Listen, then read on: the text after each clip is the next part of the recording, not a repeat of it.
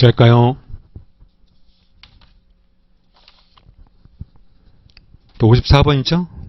완전 경쟁 시장이고 비용을 극소화한다. 이때 상사함수.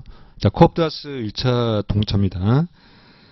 자, W가 10이고 그 다음에 저는 자본의 가격을 R로 얘기하는데, 자, 자본의 가격이 24다. 이때 두 생산 요소의 투입 관계. 자, 이것도 우리가 계산해서 푸는 게 아니고, 지금 코업드하스 상사함수의 가장 중요한 특성이죠. 가장 중요한 특성.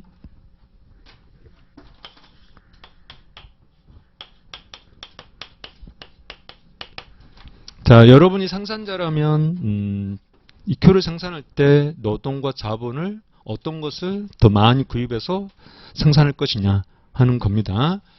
자, 노동을 구입해서 투입하면 0.5승으로 Q가 발생한대요. 자본도 구입해서 투입을 했더니 0.5승으로 지금 생산이 발생한대요. 따라서 노동이든 자본이든 똑같이 지금 생산에 기여를 하고 있는 거죠. 이게 만약에 뭐 20, 이게 뭐 0.5다. 그러면은 똑같은 노동 자본인데도 노동은 2승으로 생산을 늘리거든요. 그러니까 여러분이 생산자라면 당연히 노동을 더 많이 구입을 한다. 이렇게 얘기하는 게 코업드하스의 특성이죠. 이 지수가 중요하다. 그런 뜻입니다. 자, 근데 지금은 1대1이죠. 그죠? 지금 1대1. 자, 여기서 우리가 또 추가로 봐야 될 것은 이제 생산요소 가격입니다. 생산요소 가격. 자, W가 10이고 그 다음에 자본의 가격은 24다 이렇게 하고 있는 거죠. 자, 여러분 생산자라면 어느 거 구입하겠습니까? 당연히 싼 거. 요거는 우리가 공장 안에 있는 생산 기술의 문제고 생산 함수니까 이거는 이제 노동시장 자본시장 갔더니 가격의 문제죠. 가격. 생산 기술에서는 노동자본이 똑같은 지금 역할을 하고 있어요. 그래서 일단 똑같이 투입하려고 했는데 시장 갔더니 가격이 이쪽이 더 싸네. 그죠? 그러면 당연히 노동을 또 많이 투입하죠. 가격이 정확히 지금 2배니까 노동을 정확히 2배 더 투입한다라고 얘기할 수 있겠죠. 그죠? 그래서 우리가 이것도 고려하고 이것도 고려를 동시에 해야 되는데 일단 요건 또 같으니까 요것만 고려하는 거죠. 그래서 노동을 더 많이 구입을 할 것이다. 그죠? 자, 이거를 가지고 있는 함수를 찾는 거죠.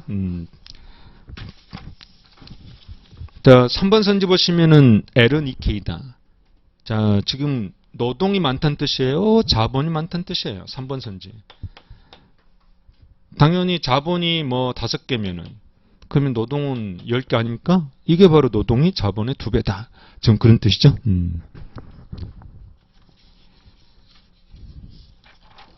자, 그 다음 55번. 자, 사유함수 옳지 않은 거. 자, 서술형이니까 5번 선지부터. 롤스의 최소 극대 원칙.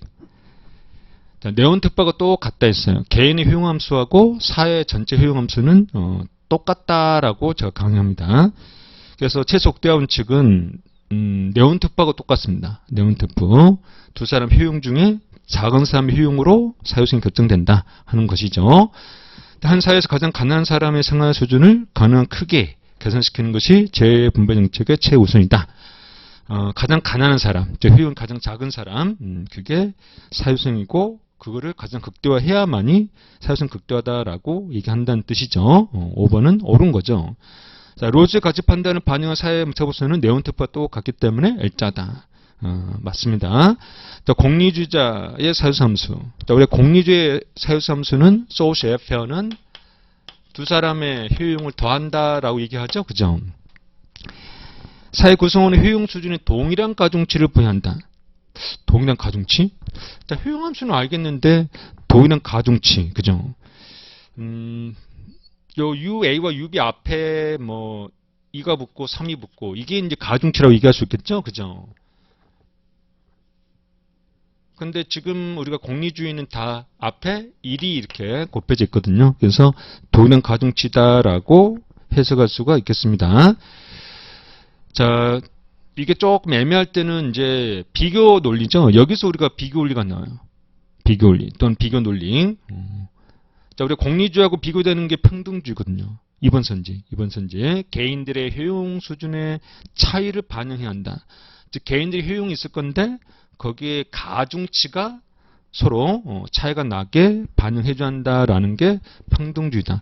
즉, 말 그대로 효용이 작은 사람, 즉, 가난한 사람의 효용에는 높은 가중치, 부자들의 효용에는 낮은 가중치, 이게 평등을 추구한다라고 얘기할 수 있겠죠. 그리고 그 평등주의의 극단이 롤스다라고 얘기를 합니다.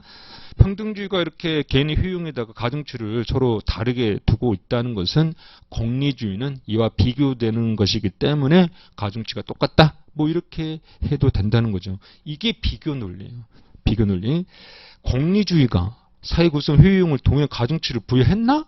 라고만 생각하면은 이게 맞는지 안 맞는지 잘 모른다는 뜻이죠. 요럴 때 우리가 이론에서 공리주의하고 비교되는 다른 단어, 평등주의를 떠올려 보고 서로 비교를 해보는 거죠. 그러면 3번 선지가 옳은지 틀린지가 조금 더 선명하게 나올 수 있다 하는 것이 비교 논리입니다. 비교 논리. 일단 뭐 2번, 3번 다 옳은 거죠. 자, 1번 평등주의가 강할수록 사회 무사법서는 더 못하다. 방금 얘기했다는 거죠. 평등주의 극단이 롤스인데 L자 모양 돼야 되는 거죠. L자. L자가 된다는 것은 원점에서 볼록, 그 볼록의 극단이죠. 그게 L자 모양이죠. 오목할 수가 없죠. 그래서 1번이 옳지 않다 하는 겁니다. 자, 이 사회수함수는 우리 객관식에서는 그래도 자주 나오죠. 그죠? 자, 그 다음 56번. 자, 독점이고요. 비용함수가 있어요. 역수함수는 이렇게 주어져 있다. 이 기업이 독점을 규제하는 법률에 따라서 한계 비용과 동일하게 가격을 설정한다. 이게 뭐죠? 독점 규제. 독점 규제 네 가지가 있다. 이 정도는 여러분들이 알고 있어야 돼요. 첫 번째 국유화. 그 다음에 경쟁 촉진. 이 두 가지 방식은 결국 시장에 독점 기업이 사라져 버리는 겁니다. 그 다음에 세 번째가 가격 규제. 네 번째가 조세부과. 즉 가격 규제하고 조세부과는 독점 기업이 여전히 시장에 존재하고 있다라고 얘기할 수 있겠죠.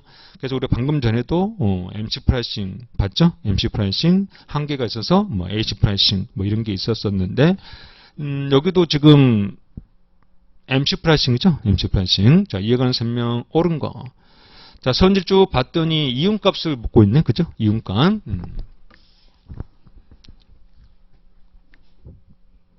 근데 지금 독점 기업의 이윤대를 묻고 있는 게 아니라 MC 프라이싱의 규제를 받았을 때 독점이잖아요. 그죠? MC 프라이싱. 그래서 우리가 둘째 줄 보시면은, 여기다가 MRQ MC로 우리가 해석하시면 안 되고, 둘째 줄에 힌트가 나와 있듯이 MC와 가격이 똑같다. 그죠? P equal MC. P equal MC. 자, 우리가 알고 있는 MC 프라이싱이 바로 MC와 프라이스가 일치하는 거죠. 그죠?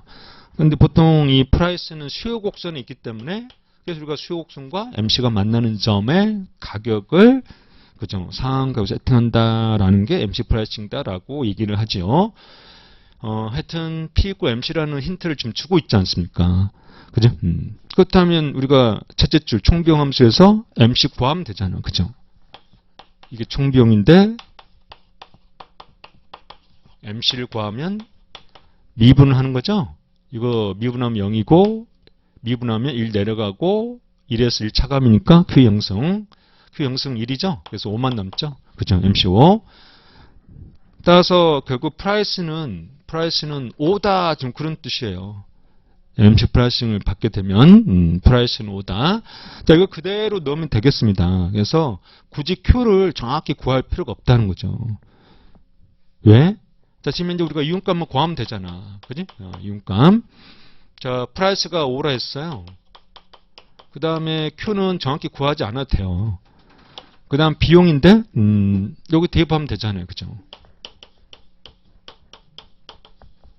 따라서 Q를 정확히 구하지 않아도 이게 사라지잖아.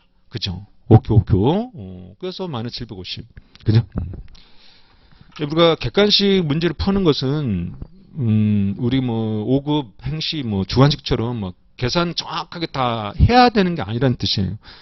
일단 계산을 최대한 간단하게 프라이스만 구해놓고 이윤값 나오나 확인해보고, 안 나오네? 그러면 이제 Q 값구하고. 이런 식으로 하는 거지. 막 미지알 고잘 그냥 처음부터 그냥 Q 다 구하고, 거봐라, 뭐, P와 Q 대입했더니 이윤값 이렇게 나오더라. 이런 정석적인 풀이는 우리 객관식에서, 즉 실전에서 의미가 없다는 거예요. 시간을 잡아먹는 풀이는 저는 절대 비추합니다. 그래서 최대한 시간을 아낄 수 있는 것들. 그러니까 기초 분석을 한다는 것은 이런 방법들을 찾는 거예요. 계산을 조금 더 간단하게 해서 정답을 구할 수 있지 않나 하는 것들을 찾는 게 기초 분석이다. 그래서 아무리 쉬운 문제도 기초 분석하는 겁니다. 30초에서 25초, 25초에서 20초, 20초에서 15초. 좀 더 빨리 정답을 구할 수 있는 방법이 없나? 어떻게 생각하면 조금 더 빨리 정답을 구할 수 있나? 라고 찾아내는 것이 기초 분석이다 하는 거죠. 물론 어려운 문제를 빨리 푸는 것도 당연히 해야 되죠. 57번 고정비용 400 단기 생산함수가 주어져 있고, 이때 가변 생산 요소, 우리 보통 이제 이론에서는 자본비용, 자본과 관련된 비용이 고정비용이라고 얘기하죠. 그 다음에 노동과 관련된 비용이 가변비용, 그죠? 그렇다면은 지금 가변 생산 요소는 노동이 될 것이고, 이때 가격은 W가 되겠죠? 400. 자, 단기 총비용함수가 어떻게 되느냐라고 묻고 있네. 단기 총비용함수. 자, 비용함수의 논리죠. 비용함수. 제가 제 강의에서는 이제 비용함수를 구하는 논리를 세팅합니다. 세팅.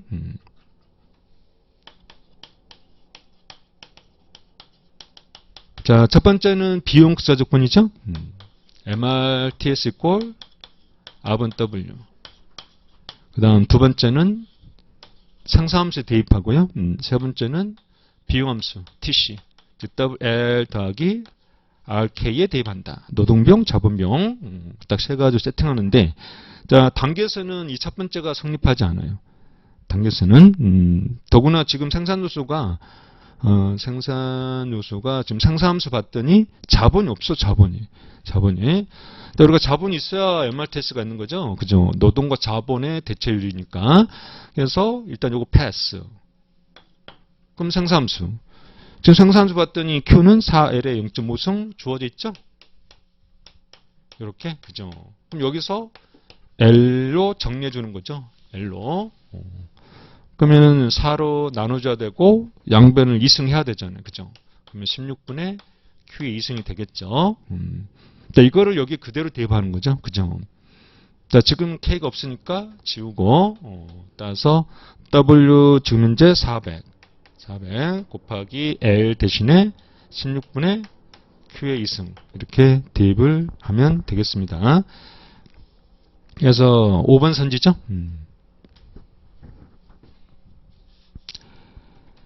자, 58번.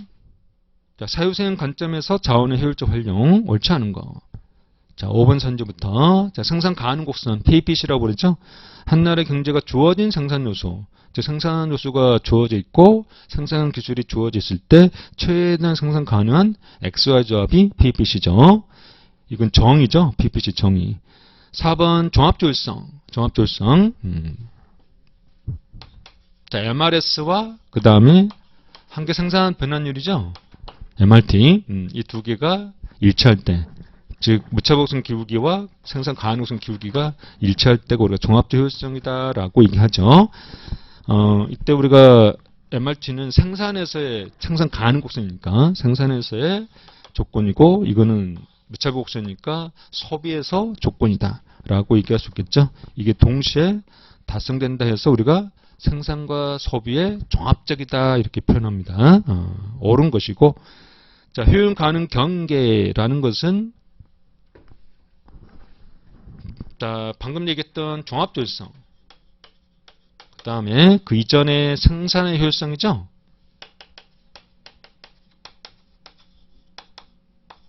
X제 생산의 MRTS와 Y제 생산의 MRTS, 이게 생산 효율성이고, 그 다음에 소비 효율성이 두 사람의 MRS가 똑같다라는 게 소비 효율성이죠. 따라서 생산 효율성, 소비 효율성, 종합 효율성을 모두 만족하는 곡선이 바로 효용 가능 경계다라고 얘기합니다. 그래서 이 경제에서 가장 효율적 배분했을 때 얻는 곡선, 맞습니다. 자, 효용 가능 곡선. 자, 생산 가능 곡선과 효용 가능 곡선은 일단 비슷한 의미를 갖고 있죠. 하여튼 뭔가 가능하다. 그런 뜻이죠. 자, 효용 가능 곡선은, 두 사람이 얻을 수 있는 최대한 효용 수준의 조합이다. 생산 가능 곡선이 뭐라 했어요? 노동 자본이 입장에 주어졌을 때 최대한 생산 가능 XY죠. 그러듯이 효용 가능도 최대한 얻을 수 있는 효용 수준. 그죠? 똑같은 말이죠. 2번 선지 옳은 겁니다. 정확히 말하면 생산 효율성 만족하고 동시에 소비 효율성까지 만족하는 거. 종합 효율성은 모르겠지만 두 가지를 만족하는 곡선이 효용 가능 곡선이다라고 얘기합니다. 이것도 옳은 거. 자, 계약 곡선상의 점들은 생산 효율성을 보장한다? 이 문제가 상당히 애매합니다. 계약 곡선상의 점들은 생산 효율성을 보장한다. 자, 우리가 방금 전에 지금 생산 효율성 조건 얘기했는데 이걸 그림으로 그려보면 엣저 박스고 그 다음에 가로배는 노동 총량이죠. 노동 부존량. 그 다음에 여기는 세로축은 자본 부존량. 그죠? 그 다음에 이걸 가지고 X, Y가 X 생산자, Y 생산자가 노동 자본을 그죠? 서로 나누어서 생산 과정에 투입하는 상황이죠. 자, 이때 생산 효율성을 만족하려면 계약 곡선상에서 우리가 생산해야 한다라고 얘기하죠. 그죠? 즉, 두 생산자의 등량 곡선이 접하는 점들의 궤적이죠. 이 파란 선이 바로 계약 곡선이다. 계약 곡선. 따라서 계약 곡선상의 점들은 생산 효율성을 만족한다. 그죠? 당연한 거죠. 자, 그 다음에 우리가 소비에서도 계약 곡선 있죠. 그죠? 근데 이 소비의 효율성은 이 생산 효율성을 일단 만족하고 그 다음에 추가로 우리가 이 조건을 만족하면 소비 효율성을 만족한다라고 얘기하거든요. 그러니까 이 계약 곡선상의 지금 점에서도 지금 소비 효율성을 만족하고 있는데, 근데 이 점이 있다는 것은 벌써 이거를 만족하고 있는 상황이기 때문에 이 계약 곡선도 생산 효율성을 만족한다라고 얘기할 수 있겠죠. 그래서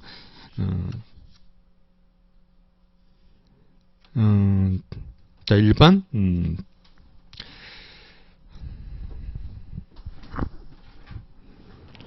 1번 선지가 상당히 지금 애매한데, 그죠? 이거 상당히 좀 문제 소지가 있어요. 자, 방금 얘기했듯이 소비의 효율성이죠. 그죠? 가로배는 X 부존량, 세로배는 Y 부존량. 자, 두 사람 A, B가 서로 지금 X, Y를 나누어서 좀 소비를 하고 있을 건데, 이때 두 사람이 효율적으로 지금 소비를 하려면은 당연히 계약 곡선상에서 소비를 하면 되는 거죠. 소비의 계약 곡선이다라고 부르죠. 근데 이 계약 곡선은 일단 생산 효율성 만족하느냐? 이게 문제죠. 그죠? 생산 효율성. 일단은 방금 얘기했듯이 요 생산 효율성을 만족한다는 가정 하에서 지금 X, Y를 생산하고, 뭐 예를 들면 X 100개, Y 80개 이렇게 생산했다면 이게 이제 이쪽 가로변 100개로 들어올 것이고 여기 80개로 이렇게 들어온다, 좀 그런 뜻이죠. 그렇다면 여기에 소비의 계약 곡선은 당연히 생산의 계약 곡선을 만족하고 있겠죠. 그죠? 근데 지금 1번 선지 58번의 문제는 출제자 의도가 지금 이런 것 같습니다. 자, 만약에 생산 효율성을 만족하지 않았다면, 그죠? 여기 생산했대, 여기는 이제 생산 효율성을 만족하지 않고 있죠? 자, 예를 들면 따라서 여기서 X 뭐 예를 들면은 20개, 그 다음에 Y는 뭐 60개, 이렇게 이제 생산할 때 비효율적이다, 생산은 비효율적이다 이렇게 얘기할 수 있겠죠?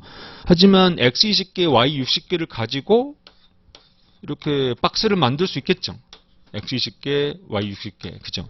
여기서 그나마 소비는 효율적으로, 그죠? 두 사람이 나누어서 소비할 수 있다라고 해석한다면 이 소비의 계약 곡선에서는 생산 효율성을 만족하지 않을 수도 있다. 그런 아주 예외적인 논리입니다. 아주 예외적인 논리.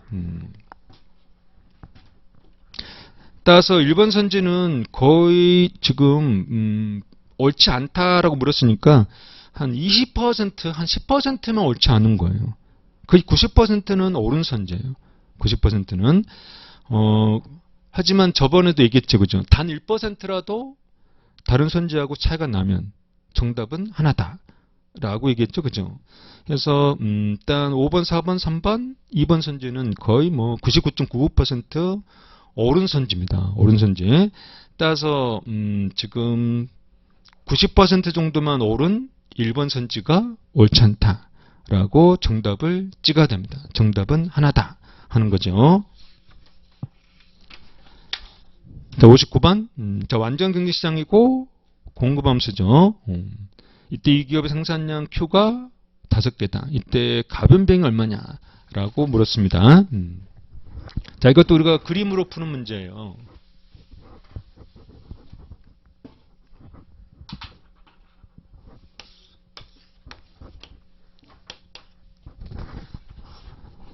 자, 지금 이제 공급 함수죠. 공곡선. 일단 원점 통과하겠죠? 이렇게. 서프라이. 근데 이 공곡선은 본질이 MC다라고 했어요. 그죠? MC. 근데 지금 가변비용 얼마냐라고 물었네. 그죠? 가변비용. 이때 MC의 성격이죠. MC의 성격. 지금 Q가 하나, 둘, 셋, 넷 변하면 당연히 가변비용은 말 그대로 변동이 가능하다 그 얘기죠. Q 하나, 둘, 셋, 넷 늘릴 때마다 노동, 그죠? 노동, 한 명, 두 명, 세 명 이렇게 추가로 변화시킬 수 있기 때문에 보통 이제 노동과 관련된 비용이 가변비용이다라고 얘기하죠. 따라서 이 MC는 결국 가변비용과 맞물려 있어요. 가변비용과 맞물려 있다. Q 한 개째 늘릴 때 비용이 증가하고 있거든요. 두 번째 Q 늘릴 때도 비용이 증가하고 있어요. 당연히 가변비용이니까 증가하겠죠. 그죠? 고정비용에서는 MC와 상관없어요. 고정비용은 MC와 상관없다. 뭐 예를 들면은 뭐 고정비용 100이 있고 뭐 가변비용 Q 2승 있다. 이게 총 고정비용, 이게 총 가변비용이잖아요. 그죠? 이 100은 고정비용입니다. 따라서 우리가 미분하면 당연히 100이 사라진단 말이죠. 즉 총 고정비용은 MC하고 상관없어요. 이 총 가변비용하고 상관 있는 거죠. 총 가변비용. 이건 총 가변비용인데 미분하면 한계 가변비용이죠. 그죠? 한계 가변비용. 따라서 이 MC 아래 면적은 즉 하한계 곡선의 아래 면적은 총입니다. 하한계 곡선 아래 면적은 총.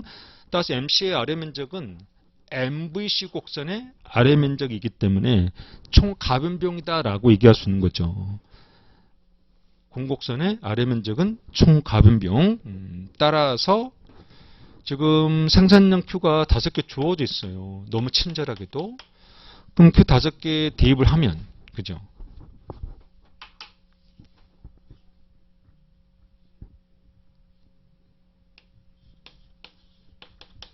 이거죠?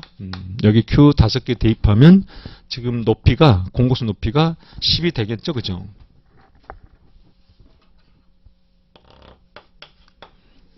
따라서 이 MVC, 한계 가변비용 또는 MC 곡선 아래 면적, 이게 총 가변비용이 된다 했어요. 그죠? 총 가변비용. Total Variable Cost. 이 빨간 삼각형 면적이죠. 따라서 사각형 면적 59에서 절반 나누면 되죠. 그죠? 25. 자, 이것도 우리가 저번에 얘기했듯이 삼각형 면적 물을 때는 항상 절반이 되는 숫자 또는 2배가 되는 숫자를 선지에 깔아준다 했어요. 그게 25, 50, 그죠? 23, 46도, 그지? 절반 또는 2배네, 그죠? 이건 어쩔 수 없네, 그죠? 이거는 우리가 정확하게 이 삼각형 면적을 구해야 되겠습니다. 그래서 MC는 고정비용과 상관없다. 가변비용과 상관있다. 그래서 MC는 사실상 한계 가변비용입니다. 한계 가변비용. 그래서 그 아래 면적이 총 가변비용이다 하는 거. 자, 60번. A가 직면하는 노동 공급 함수가 있고요. 그 다음에 기업 A가 1000의 노동량, 즉 L값이 1000이다, 1000명이다, 좀 그 얘기죠.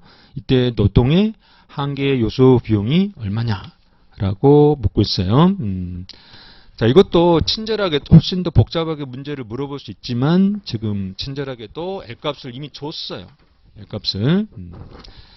자, 우리가 이제 보통 노동시장에서 이제 수요 독점일 때 이 한계 요소 비용 MFCL이다라고 얘기하죠. 자, WF평면이고, 자, 시장의 노동 공급선이 이렇게 있다면, 이때 수요 독점 기업은 이 노동 공급선을, 시장 노동 공급선을 홀로 독차지 하고, 여기서 기구 2배를 구하는 거죠. 이게 한계 요소 비용, 이렇게 얘기하는 겁니다. 자, 우리 이 정도는 알고 있어야 되고, 따라서 이때 L값이 1000명 주어지면, 가로축 L이 1000명 주어지면, 그럼 그때 요 높이가 W고, 그죠? 지금 노동 공급함수의 왼쪽에 W 있잖아요, W. 그죠? 그 다음에 1000에서 쭉 올라가서 MFCL, 이 곡선 높이가 MFCL이죠. 그죠? 그럼 이때, 지금 우리가 노동 공급함수는 주어져 있는데, 이렇게, 그죠? 그럼 여기다가 L에다가 1000 대입하시면 W값이 나오겠죠? 자, 그 다음에 MFCL은, 한계 요소 비용은, 요 노동 공급선 기울기 2배 이렇게 하거든요. 기울기 2배. 마치 우리가 비교 평면에서 독점기업이 직면한 수요 곡선이 시장 수요 곡선이고, 이때 MR이 바로 수요 곡선 기울기 2배 이렇게 하듯이 원리가 똑같다라고 제가 강의에서 설명합니다. 시장 수요 곡선 기울기 2배입니다. MR이. 따라서 MFCL도 시장 노동 공급선의 기울기 2배예요. 기울기 2배. 우리 항상 기울기라는 것은 가로축 앞에 있는 게 기울기죠. 세로축으로 정리했을 때 가로축 L 앞에 붙어 있는 거에 기울기. 그럼 요게 2배죠. 요거 2배. 60은 똑같고, 그 다음에 0.08. 이렇게 되겠죠? 그죠? 따라서 이때 L에다가 1000을 대입하면 MFCL 값이 나오겠죠? 220. 그래서 양자 차이는 80이다. 라고 얘기할 수가 있다. 당 임금보다 크죠? 자, 여기까지가 이제 미시입니다. 미시가 20개 나왔어요. 자, 우리 미시것이 국경의 비율은 이제 예년과 뭐 거의 비슷합니다. 61번. 자, 그것인데 22년도, 23년도 생산량 그리고 가격이 주어져 있다. 이때 23년도에서 성장률. 자, 우리가 전년 대비다라고 얘기하지 않아도 대부분 우리가 성장률 또는 물가 증가율은 전년 대비입니다. 전년 대비. 우리 경제 성장률은 실질 GDP 증가율이다라고도 얘기하죠. 자, 그리고 평균적인 가계 소비 조합이 이렇게 X 2개, Y 1개로 주어질 때 소비자 물가 상승률이 얼마냐? 기준년도는 22년도다. 자, 실질 GDP 증가율이죠. 자, 우리 저번에도 23년도도 얘기했듯이, 자, 이런 문제는 정확히 계산한 게 아니다. 그죠? 이거 우리가 언제 정확하게 계산하고 있어요. 그죠? 일단 우리가 실질 GDP 증가율. 자, 실질 GDP의 본질을 알아야 되는 거죠. 실질 GDP 본질. 그게 바로 수량이죠, 수량. 생산량. 생산량이 실질 GDP죠. 실물. 실제로 존재하는 물건.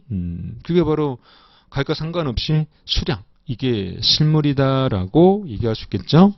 자, 이 실물이 얼마 증가했느냐 보면 되는 거죠. 자, 22년도는 지금 X가 100에서 23년도에 100개로 갔고, 그 다음에 Y는 80에서 100개로 갔어요. 그죠? 그럼 요거의 증가율은 0%고, 요거의 증가율은 80에서 20만큼 증가했으니까 80분의 20, 4분의 1, 25%가 증가한 거죠. 그죠? 하지만 우리가 지금 실질 GDP 증가율은 경제 전체 평균을 잡을 거니까 따라서 25와 0의 평균이다라고 생각하시면 되겠습니다.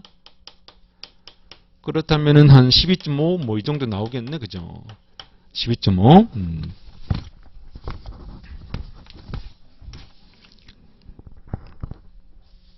자, 근데 지금 정확하게 12.5가 있지는 않고, 따라서 우리가 조금 더 고려를 해 봐야 되는 게 바로 가격의 문제죠. 가격. 자, 우리가 실질GDP 계산할 때 가격을 뭘 곱하죠? 실질GDP? 당연히 기준연도 가격 곱하잖아요. 그죠? 기준연도. 22년도 PX가 10원. 그 다음에 22년도 PY가 50원. 그죠? 이 두 개의 가격을 곱할 겁니다.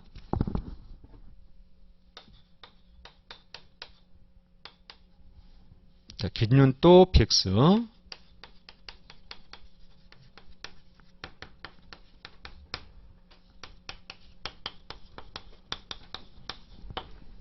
자, 그 얘기는 우리가 지금 생산량 수량은 XY가 둘 다 비슷한데, 근데 가격 면에서는 어때요? 가격 면에서는 YZ가 훨씬 더 비싸단 말이죠. 그러면 결국 이 가격을 곱해서 우리가 실질GDP 계산할 건데, 당연히 YZ, 그치? YZ 금액이 훨씬 더 크게 나오겠죠. 그죠? YZ 금액이 훨씬 더 크다.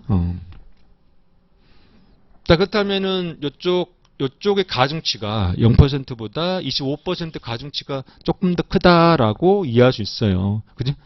여기보다 이게 가중치가 더 크다. 그죠? 요렇게 크기 때문에 따라서 25% 0%보다 25% 가중치가 크다. 그렇다면 이 평균 잡았을 때 일종 가중평균이죠. 그럼 12.5보다 당연히 커질 거다 그 얘기죠. 12.5%보다 더 커질 것이다 라는 게 일단 직관입니다. 직관. 자, 그럼 우리가 12.5보다 더 큰 게 20% 아니면 25%인데 여기서 우리가 봐야 되는 거 우리 저번에 23년도도 얘기했지만, 자, 기억과 니은의 숫자 있을 때 앞에 기억의 숫자만 보기로 했어. 그지? 기억의 숫자. 기억 10% 1번, 2번 선지 기억 10%, 3번 기억 20%, 4번 20%, 5번에 기억 25%. 자, 뭐가 떠올려야 돼? 뭐가 보여야 돼요? 이게 보여야 된다는 얘기죠. 아까 얘기했듯이 뭐 3대2. 그죠? 3대2. 근데 그 문제가 쉬워서 이용대와 생산량 가격 얼마냐. 너무 뻔한 문제라서 원래는 3회, 그죠? 여기 안에 정답이 있어야 되는데 예외적으로 2에서 정답이 나왔죠. 하지만 지금은 이렇게 했을 때는 여기에서 정답이 나온다 했잖아. 2대2, 그죠? 그래서 우리가 기억이 딸랑 하나밖에 없는 거 25% 이거는 정답이 아니다. 그죠? 물론 이제 뭐 문제 쉬울 때는 당연히 여기도 정답 둘 수도 있겠지만, 하지만 지금 문제가 이게 쉬운 게 아니잖아요. 이거 뭐 엄청 시간 걸리잖아요. 그죠? 정석대로 풀면. 그래서 일단 5번은 아닐 거다. 그렇다면 우리가 12.5에서 올라간다면 20%에서 딱 멈춰야 돼. 20%. 그래서 3번 아니면 4번. 그죠? 3번 아니면 4번. 자, 소비자 물가 상승률이 과연 마이너스 10%냐? 아니면 0%냐? 지금 그런 뜻이네. 자, 소비자 가격 상승률이니까 가격 상승률 보면 되죠. 가격 상승률. 액체제 가격은 10에서 15로 올라갔네. 그죠?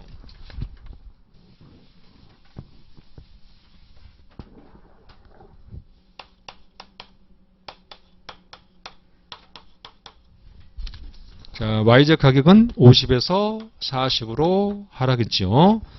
자, 그렇다면 PX는 10에서 5만큼 상승. 50%가 상승한 거죠. 플러스.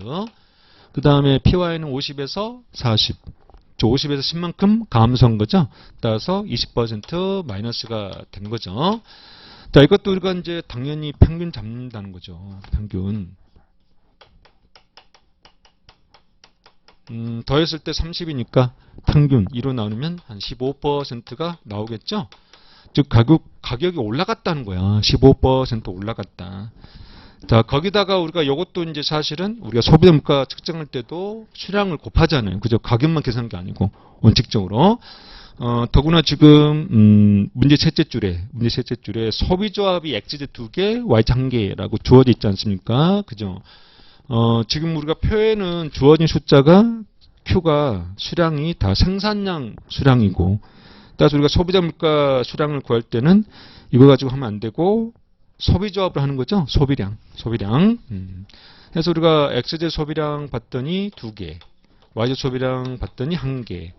즉 가중치가 어디가 더 크다? 이쪽이 더 크다. 왼쪽이 X제. 따라서 이 50%의 가중치가 더 크다는 뜻이에요. X제 가격 상승률이 50%인데 이게 가중치가 더 크고, 예를 들면 0.6, 여기는 0.4 이렇게 한다는 뜻이죠. 그럼 우리가 평균 잡으면 한 15%보다 더 크다라고 얘기할 수 있겠죠? 그죠? 자, 여기에 소비자 물가 상승률인데 이 평균값이 15%보다 더 커야 돼. 그죠? 따라서 지금 우리가 3번, 4번 선지 중에 그죠? 좀 증가율이 좀 큰 거 골라야 되는데 0하고 마이너스밖에 없네. 그죠? 그러면 최소한 마이너스는 아니다. 그래서 4번 찍어야 됩니다. 그죠? 최소한 마이너스는 아니다. 그래서 4번 선지를 찍는 거다. 정말 상당히 러프하게 정석대로 풀지 않았지만 실전에서 뭐 정석대로 풀고 있겠습니까? 일단 뭐 이상 선생님 좀 이상하다. 그죠? 정석대로 풀어야 되는데 저게 뭐니? 라고 생각할 수 있겠지만 나는 거꾸로입니다. 정석대로 풀고 있는 강사를 보면 저게 뭐지? 실전을 12년 들어가 본 내 입장에서는 정석대로 풀고 있는 강사가 이해가 안 되는 겁니다. 그거 실전에서 할 수 있어요?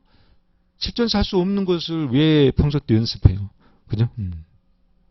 뭐 간단한 계산이라면 뭐 그죠? 정석대로 해볼 수는 있겠지만 지금 문제는 정석대로는 할 수가 없는 거죠. 이렇게 우리가 편법으로 풀었는데 불구하고 시간이 상당히 갈 거예요. 그죠? 그래서 이 문제는 대부분은 그냥 일단 넘기고 나중에 돌아와서 풀어야 되는 그런 문제 정도 될 거란 말이죠. 우리가 이제 실전에서 기억번 정도만 그죠? 대충 만약 구했다면 3번, 4번 둘 중 하나 찍으면 되겠죠. 그죠? 그리고 얼른 가격 변동 보란 말이야. 얼른 가격 변동. 지금 이 두 개의 가격을 지금 퍼센트를 평균을 잡아야 되는데 여기서 마이너스가 나오겠냐고. 그죠? 이쪽 50%인데. 그죠? 그래서 4번 탁 찍고 실전은 딱 이런 느낌이지 뭐 더 이상 할 수 있어요? 더 이상? 그죠? 1분이라는 시간을 과연 실전에서 느껴봤느냐. 그죠? 이게 가장 중요한 관건이 될 것 같습니다. 60번. 자, 한국에서 생산한 부품 100달러를 베트남 현지 공장에 수출하였다. 23년도에 지금 A기업이, 한국 기업이 생산했는데 이거를 베트남에 수출. 자, 베트남 현지 공장에서 그 부분을 조립해서 소비재 완제품을 200억 달러 만들었는데, 자, 그 중에 50은 한국 수출, 140은 미국에 수출하고 10억은 재고로 남았다. 자, 2월 된 재고 10달러는 24년 또 베트남 현지에서 모두 판매가 되었다. 이러한 설명 옳은 거. 자, 요런 문제도 이제 출제자들이 작심하고 어렵게 만든 겁니다, 이게. 우리 객관식을 보면, 이렇게 조금 어려운 문제는 많지가 않은데, 지금 작심하고 조금 어렵게 냈어요. 자, 그림으로 그려보면, 자, 한국이 있고, 여기 베트남이 있죠. 자, 요런 문제들은 이렇게 그림으로 그려보는 게 조금 더 덜 헷갈립니다. 자, 한국에서 부품 100을 생산했어요. 물론 23년도에. 자, 이거를 베트남에 이렇게 수출했지 않습니까? 자, 이걸 투입해가지고 완제품을 만드는 거죠? 자, 그렇다면 이 완제품 생산자 입장에서 부품은 중간 투입물, 중간 생산물 이렇게 얘기하죠? 그래서 우리가 부가가치 계산할 때는 이 완제품 생산자의 부가가치 계산할 때는 이 부품 100을 차감을 해줘야 되겠죠. 자, 200 만들었단 말이죠. 자, 그 나서 그 중에 50을 다시 한국에 수출했어요. 그죠? 50. 자, 그 다음에 나머지 140을 미국에 수출했어요.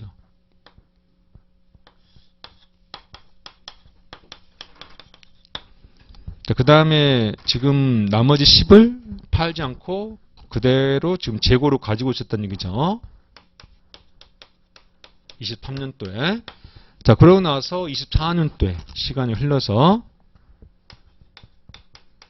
베트남 현지에서 판매한 거죠. 즉 결국 24년도에 이 재고를 소비했다, 좀 그 얘기죠, 그죠? 자, 이 상황인데, 이 상황. 자, 5번 선지부터 보면 24년도 베트남 소비와 GDP는 각각 10인가? 24년도니까 요거죠. 소비 10 했어요, 그죠? 자, GDP. 자, 24년도에 베트남에서 생산해야 되잖아요, 그죠? 그게 GDP죠. 소비만 했지 생산은 없잖아요, 그죠? 생산은 23년도 한 것이고, 따라서 GDP, 24년도 GDP는 지금 현재 정보로서는 0이죠, 0. 자, 4번 선지, 23년도 베트남 순수출은 190억 달러다. 자, 우리가 GDP, 생산은 생산 시점이 중요하고요. 그 다음에 수출, 수입은 역시 수출 시점, 수입 시점이 중요합니다. 그래서 우리가 수출과 수입은 시점이, 생산 시점이 중요한 게 아니에요. 2년 전에 생산했다 할지라도, 2년 후에 수출했다면, 그 2년 후에 수출로 기록이 되는 겁니다. 자, 23년도 베트남의 순수출, 즉 수출 빼기 수입. 일단은 지금 수출이 50, 그 다음 140, 그죠? 190이죠. 근데 23년도에 한국에서 부품 100을 수입했잖아요. 그러니까 190에서 100을 빼줘야 되는 거죠. 그래서 4번도 땡이죠. 4번 땡. 그 다음 3번 23년도 베트남의 투자는 10인가? 자, 여기 지금 재고로 남은 거, 팔지 않고 남는 거, 이거 우리가 재고 투자다라고 부르죠? 재고 투자. 그래서 이것도 투자입니다. 투자. 그래서 재고 10 맞다는 거죠. 맞다. 자, 여러분들이 이제 재고 투자라는 개념을 알고 있다면 3번 선지에서 바로 끝나는 겁니다. 재고 투자. 자, 그래도 잘 모르겠다 하면은 뭐 올라가야 되죠. 그죠? 23년도 베트남의 GDP가 얼마냐? 생산된 거. 일단 처음에 완제품 200을 만들었잖아요. 그죠? 생산물 가치. 우리가 GDP라는 것은 부가가치 합이니까 부가가치를 계산해야 되는데 완제품 생산물 가치가 200. 대신 아까 얘기했던 중간 투입물이 100이기 때문에 차감하면 결국 부가가치는, 즉 GDP는 100이다 라고 얘기합니다. 자, 1번 선지 23년도 한국의 GDP는 얼마인가? 한국 GDP. 자, 한국에 생산된 거. 자, 이 부품 100을 지금 생산물 가치가 100인데 요거 생산할 때 중간에 뭐 투입물 투입했나? 지금 그런 정보가 없잖아요. 그죠? 따라서 이게 생산물 가치. 이 자체가 부가가치가 되는 거죠. 그래서 GDP는 100이다라고 얘기할 수 있겠습니다. 그래서 3번이 옳은 거다. 자, 이 문제도 우리가 상당히 좀 시간이 걸리겠죠. 그죠? 일단 그림 그려봐야 되지. 하나씩 따져봐야 되죠. 그죠? 자, 역시 3번. 자, 국민소득 계정 항목에서 투자가 50. 자, 특이한 게 정부 소비와 정부 투자라는 단어죠. 자, 이런 것도 교수가 작정하고 지금 어렵게 만든 거예요. 정부 소비, 정부 투자. 일단 정부라는 단어가 붙었지만 그냥 뭐 우리가 알고 있는 소비와 투자다. 뭐 이렇게 생각하시면 됩니다. 조세가 50이다. 이때 수출과 수입이 동일하다면 민간 저축은 얼마냐. 자, 내가 이제 수업 시간에 강조하는 게 문제를 딱 보고 이 문제를 우리가 풀 수 있는 가장 적당한, 가장 적합한 모형이 무엇인가. 그림 모형도 있고 그 다음 수식 모형도 있는데 가장 적합한 모형이 무엇인가를 찾는 게 중요하다라고 제가 얘기합니다. 그 모형을 선택할 때, 그 모형을 찾을 때 이 문제에 주어진 단어들 있죠? 소비, 투자, 조세 이런 것들을 가지고 있는 그림이나 수식 모형을 떠올리는 거죠. 그죠? 문제에 나와 있는 단어들을 포함하고 있는 그림 또는 수식을 찾아내는 게 중요하다라고 얘기합니다. 소비 투자 나오면 당연히 뭐 일단 내 강의에서는 그것에서 수식 모형이 있는데 서열 첫 번째 제가 수식 모형에서도 서열을 정합니다. 서열. 가장 중요한 것부터 떠올리라는 뜻이죠. 첫 번째부터 떠올려한다. 그게 바로 요거죠. 생산물상의 균형. 우리 흔히 이제 IS라고 하죠. IS. 이게 서열 첫 번째예요. 그죠? Y를 결정하는 수식이기 때문에 가장 중요한 수식이다라고 얘기합니다.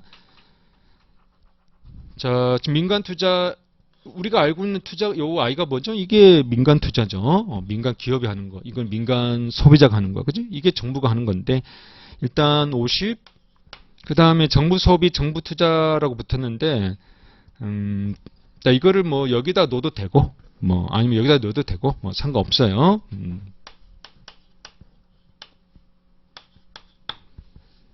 자, 지금 현재 사안에서는 여기 우리가 알고 있는 가계, 우리 같은 민간 개인이 하는 소비, 이에 대한 정보가 없어요. 그러니까 이거는 0이다라고 생각할 수 있는 거죠.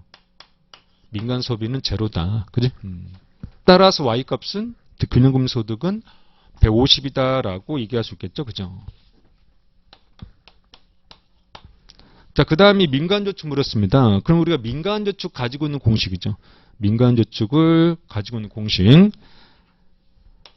자, 저는 이제 saving 이렇게 쓰는데. 자, 정부저축은 T만 지고, 그죠? 조세 빼기 정부저축. 자, 민간저축은 saving인데, 일단 그게 세 가지가 있죠. 소득에서 소비 뺀 나머지. 자, 만약 조세가 있다면, 조세를 뺀, Y에서 조세 뺀 가처분 소득에서 소비 차감한 게 저축이다. 자, 만약에 이전 지출 있다면, transfer, TR 있다면, 역시 가처분 소득은 Y 빼기 T 더하기 TR. 그죠? 민간 입장에서는 조세는 뺏긴 거고, TR. 이전 지출, 보조금은 받는 거니까 플러스. 그죠? 하여튼 간에 요게 가처분 소득. 처분이 가능한 소득이 있는데, 거기서 소비했다면, 그 나머지를 저축한다. 그런 뜻이죠. 자, 지금은 뭐 이전 지출 없으니까, 지우고, 대신 조세는 있어요. 그러면 이 공식이죠. 민간 저축 공식. Y는 방금 전에 150 구했잖아요. 그죠? 그 다음 조세 50 구했고, 그 다음에 민간 소비 C는 0이다라고 했잖아요. 그래서 민간 저축은 100이다. 이렇게 구할 수 있겠네. 그죠?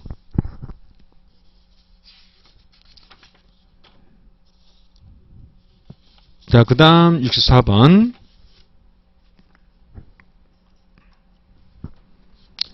자, 필립스 곡선인데 단계는 우하향이고 장기는 수직이다. 뭐 이렇게 주지 않아도 사실 우리는 필립스 곡선을 이렇게 알고 있어요. 자, 중앙은행은 테일러 준칙에 의해서 통화 정책을 시행한다. 테일러 준칙. 자, 필립스 곡선도 알고 있어야 되고 테일러 준칙도 알고 있어야 되죠. 자, 뭐 지금은 뭐 우리가 알고 있는 테일러 준칙이 크게 중요하진 않는데 그래도 일단 나왔으니까. 자, 우리가 테일러 준칙을 이 정도는 알고 있어야 됩니다. 자, 한국은행이 세팅하는 명목이자율이죠? 명목이자율. 자, 저는 명목이자를 대문자 R로 적어요. 자, 세 가지 방식대로 명목이자를 결정한다는 거죠. 테일러 준칙. 세 가지. 자, 뭐가 있다? 첫 번째는 필수 이자율 방정식. 명목이자율은 실질 이자율 더하기 실제 인플레이션율. 그죠? 또는 정확히 말하면 이때 한국은행이 목표로 하는 실질이자율이죠. 아시다. 자, 그 다음에 두 번째 항목은 인플레이션 갭, 즉 시장의 실제로 인플레이션율. 그 다음에 중앙은행이 한국은행이 목표로 하는 인플레이션율. 이게 인플레이션 갭입니다. 갭. 임의 상수. 그 다음 역시 시장의 실제 Y값 그리고 가장 바람직한 완전 고용 소득. 즉 목표치 Y값이죠. 한국은행이 목표로 하는 Y값. 이걸 우리가 역시 Y 차이, 여기는 파이 차이, 인플레이션 차이이듯이 여기서도 Y 차이. 한국말로 산출량 차이, 영어로 GDP 갭. 그죠? 여기는 인플레이션 갭. 이 세 가지 항목을 반영해서 명목이자를 그죠? 결정한다라는 게 테일러 준칙이죠. 테일러 준칙. 요즘 우리 객관식에서 핫하게 떠오르고 있는 수식 모양입니다. 자, 중앙은행이 높은 인플레이션을 낮추기 위해서 인플레이션 감축 정책 또는 다른 말로 디스인플레이션 팔러시라고 부르는데 지금 시장의 인플레이션율이 10%입니다. 물가 증가율이 10%. 근데 정부가 평가 보니까 너무 높아. 따라서 이거를 8%, 6%로 인플레이션율을 낮추는 정책. 그게 이제 인플레이션 감축 정책. 영어로 디스인플레이션 팔러시라고 부르는 겁니다. 쉽게 말하면 결국 통화량을 줄여야만 되는 거죠. 통화량을 줄여야 그래야 물가가 하락하겠죠. 그죠? 그래서 우리가 알고 있는 긴축 통화량, 긴축 금융 정책이다 라고 해석하시면 됩니다. 그래서 이제 필립스 곡선으로 이제 그림으로 풀어봐야 되나라고 생각하고 있었는데, 근데 선지가 기억반. 기대 인플레이션이 빨리 조정될수록 장기 균형이 빨리 도달한다. 기대 인플레이션, 그죠? 물론 이제 필립스 곡선에도 기대 인플레이션 있죠. 하지만 니은 선지의 실질자율 또는 디귿반 총생산 감소. 이런 것들은 필립스 곡선에 없잖아요. 필립스 곡선에는 인플레이션율, 가로축의 실업률 이렇게 있기 때문에 니은의 이자율, 디귿반의 총생산 이런 단어가 필립스 곡선에 없어요. 그리고 테일러 준칙도 이 문제 풀 때 도움이 안 돼. 상당히 특이한 문제예요. 일단 선지를 보니까 이자로 있는 ISLM 모형이죠. 그 다음에 생산, 특히 이제 기대 인플레이션이 있는 게 바로 총수 총공급 모형, 즉 파이 Y 평면이다라고 부르죠. 파이 Y 평면. 파이와 실업률, U 평면이 아니고 파이와 Y 평면. 자, 이런 것들을 가지고 그림으로 푸는 문제죠.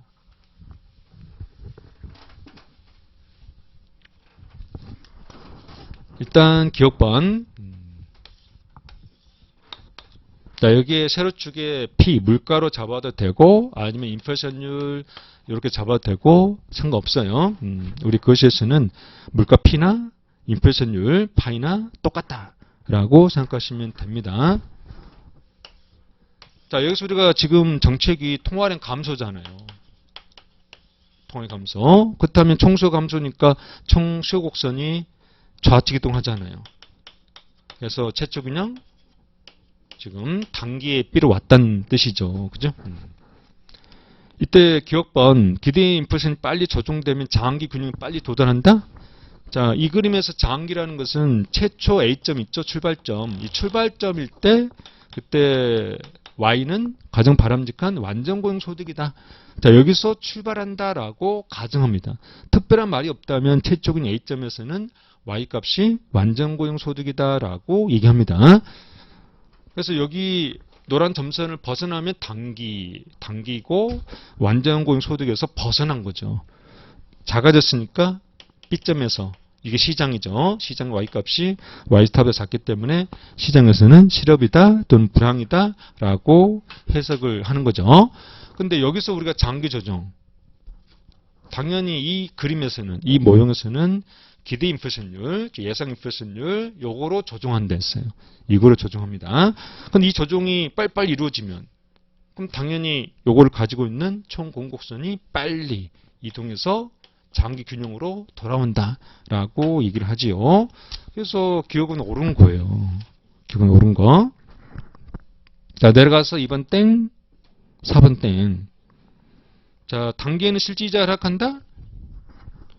자, 실질이자를 가지고 있는 그림을 떠올려 한다고. 아까도 얘기했잖아요. 문제에 주어진 단어를 보고 적당한 모형을 찾는 거. 그게 중요하다라고 했어요. 지금은 이제 특이하게도 필립스 곡선, 테일러 준칙이라는 모형을 줘놓고 실제로 선지는 다른 그림을, 그지? 그리게 만드는 아주 특이한 문제죠. 그죠? 자, 여기서 우리가 긴축 통화량은, 통화의 감소는 어떻게 나타납니까? 당연히 ISLM이니까 통화의 감소는 LM의 좌측 이동이죠. 최초 균형, 단기 균형, 그지? 그래서 우리가 단기는 실질이자율 올라가는 거죠. 니은 땡. 그럼 5번 날라갔죠? 1번, 3번. 어차피 우리가 선지 3개밖에 안 되기 때문에 이때는 선지 3개를 빨리 다 확인해야 됩니다. 자, 단기에는 총생산 감소한다, 경기 침체가 나타난다. 이거는 뭐 파이 Y 평면이든 뭐 R Y 평면이든 당연히 ASB로 갈 때 Y 감소하죠. 그죠? 너무 당연하죠. 그래서 3번이 정답이죠. 65번 자, 중앙은행이 당 같은 손실이니까 당연히 최소화해야 되는 거죠. 좋은 것은 극대화하고 나쁜 것은 최소화. 근데 경작에서 최소든 최대든 수학적으로는 항상 미분등호 제로죠. 미분등호 제로. 자, 저 같은 경우는 이제 이론 강의 첫날 설명합니다. 미분등호 제로. 그죠? 인플레이션율을 결정하려고 한다. 이때 기대 인플레이션율은 예상파이죠. 예상파이는 0으로 고정돼 있다. 이때 중앙이 선택하는 파이값. 그죠? 파이값. 자, 이거는 내가 뭐 수업 시간에 항상 얘기할 건데, 그죠? 자, 어떤 목표가 있다는 거죠. 우리 경제학의 모든 개인들은 편입 빼기 비용, 순편익이죠. 이 순편익을 극대화하는 게 목표예요. 어떤 목표가 있겠죠? 자, 그 다음 또 중요한 게 이것을 극대화해주는 무엇을 선택하느냐 문제죠. 무엇을 선택하느냐. 그죠? 자, 우리가 원리를 설명해 보면, 자, y값을 극대화하기 위해서, x값이 얼마가 돼야 되는가라고 묻는단 말이죠. 그러면 이때 우리가 수학적으로 이렇게 푸는 거죠. 식을 y로 정리한 다음에, 뭐 예를 들면, 이렇게,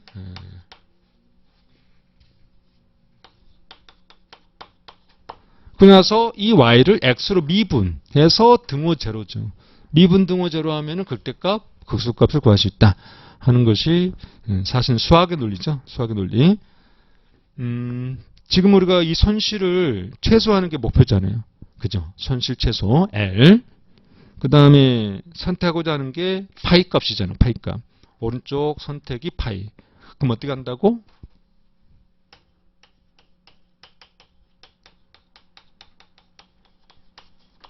그러면 식을 L로 정리하고 파이로 미분해서 등호 제로. 그죠?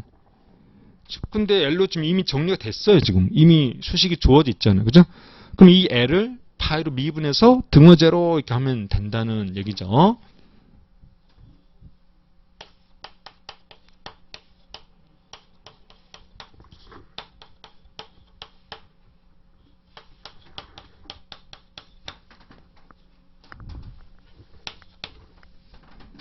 근데 예상 파이는 우리가 0이다라고 주어져 있으니까 무시해도 됩니다.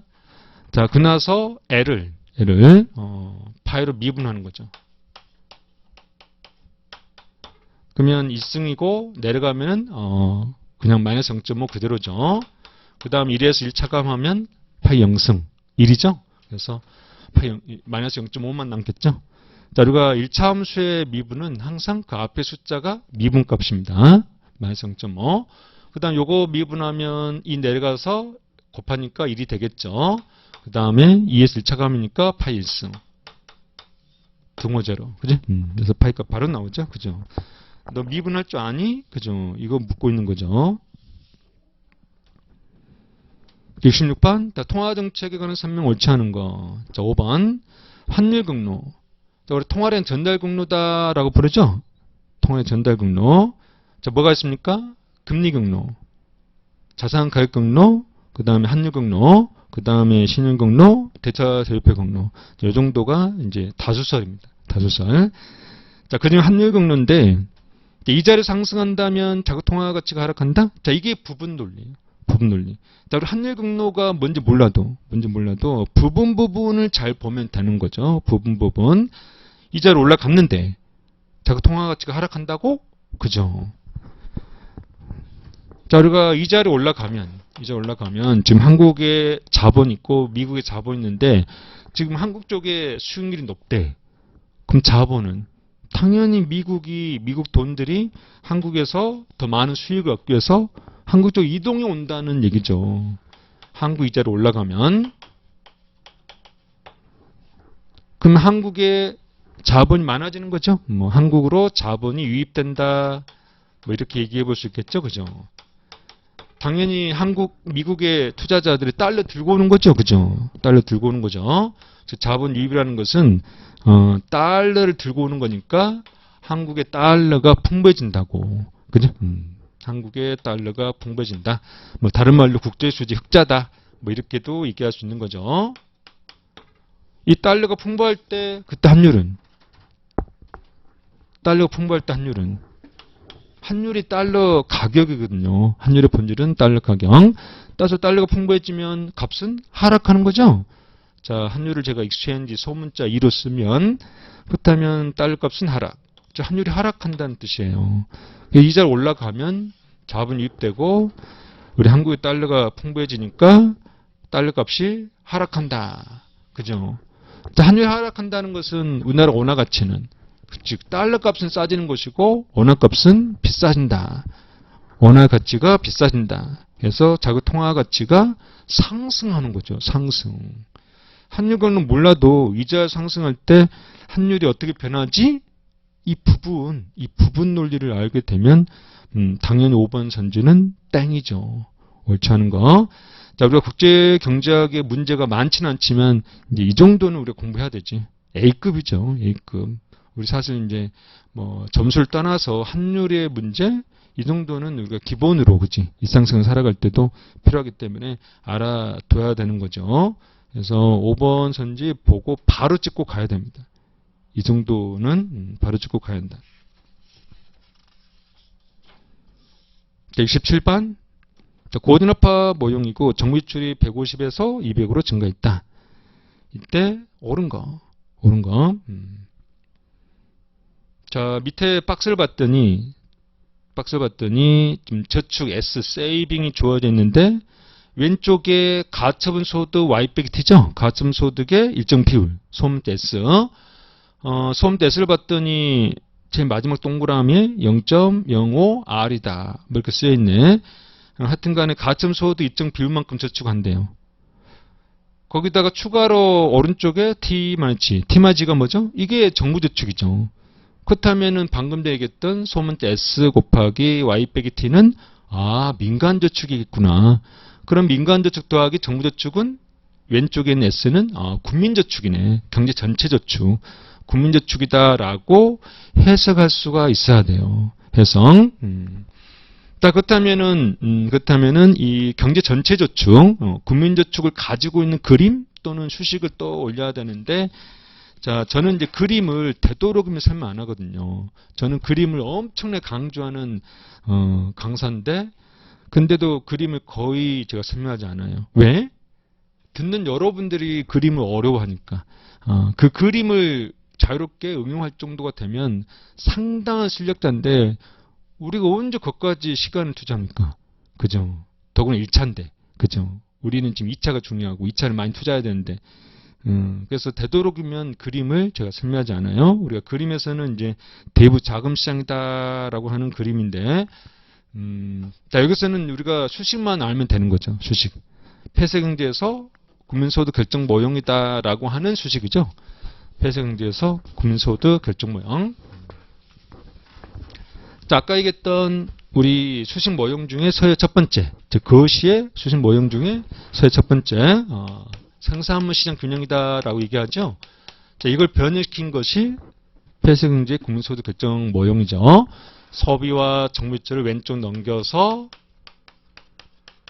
오른쪽에 투자만 남기고 왼쪽에 조세 빼고 조세를 더해주는 거죠. 이렇게. 그러면 Y 빼기 T 빼기 C가 민간저축. 그죠? 민간저축.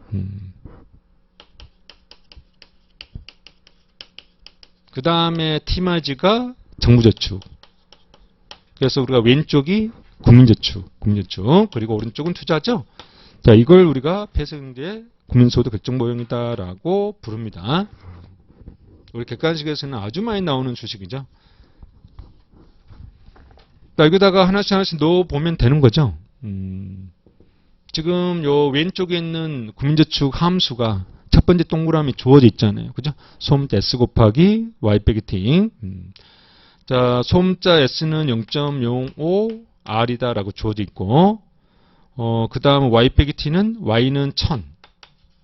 그 다음 T는 200.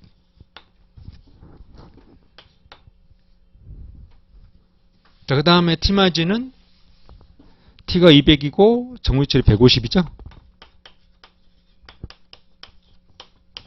자, 그 다음에 투자는, 동그란 두 번째, 200 마이너스 10R 이렇게 주어져 있네. 그죠? 그러면 여기가 지금 이제 800이고, 그죠? 여기는 50이고, 그래서 지금 이자율 R밖에 없기 때문에 R을 구할 수 있겠죠? 그죠? 그래서 R이 3이 나옵니다. 첫 번째 이자율이 3이 나온다. 이때 만약 정부이출이 200으로 증가하면 그럼 여기 G 숫자 방금 얘기했던 150만 200으로 올려주면 되는 거죠. 나머지는 뭐 변하지 않았다는 거죠.